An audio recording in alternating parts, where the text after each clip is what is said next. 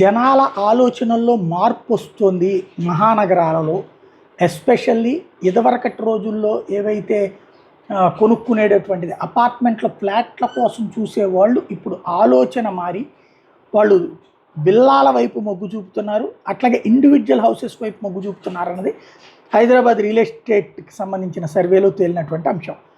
విల్లాల నిర్మాణాలు అందులో ఊళ్ళోనే విల్లాలు దొరకడం కష్టం కాబట్టి అవుట్స్కట్స్కి వెళ్ళిపోతున్నారు. ఇన్నర్ రింగ్ రోడ్డు పక్కన ఉన్నటువంటి ప్రాంతాలలో పెద్ద ఎత్తున తక్కువ రేటు కంటే 60-70 లక్షలలో విల్లాలు వస్తున్నాయి, 90 లక్షల్లో అయితే పెద్ద విల్లాలు వస్తున్నాయి. వాటికి ఎక్కువ చూపెడుతున్నారు అన్నటువంటి ఇప్పుడు తాజాగా తేలింది.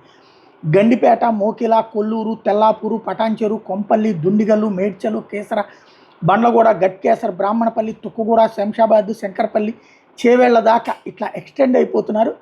ఇదివరకు వీకెండ్లలో వచ్చి వెళ్ళే ఆ విల్లాలు కొనుక్కుని వీకెండ్లో ఎంజాయ్ చేసేవాళ్ళు ఇప్పుడు రెగ్యులర్గా అక్కడే నివాసం ఉంటున్నారు. దానికి కారణం వెదర్, హైదరాబాద్ పొల్యూషను, ఆ గాలి, వీటితో పాటు ప్రశాంతత కరువుగా ఉంటుంది కాబట్టి అక్కడికి వెళ్ళి ప్రశాంతంగా ఉంటున్నారు అన్నటువంటి దాంతోపాటు అక్కడ పెట్టుబడి పెడితే ఫ్యూచర్లో ప్రాఫిట్ ఉంటుంది అన్నటువంటి రూట్లో కూడా అయింది.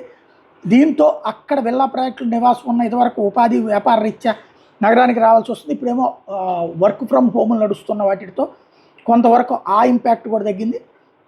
1.5 కోటి నుంచి 30 కోట్ల దాకా విల్లాల కాస్ట్ ఉన్న 150 నుంచి 200 గజాలు, 500 నుండి 1000 ఎకరాల విస్తీర్ణ, 1000 గజాలు కూడా ఎకరా విస్తీర్ణంలో కడుతున్నటువంటి ఇళ్ళు ఇప్పుడు చాలా పెద్ద ఎత్తున నడుస్తున్నాయి అన్నటువంటిది తాజా సర్వేలో తేలినటువంటి అంశం.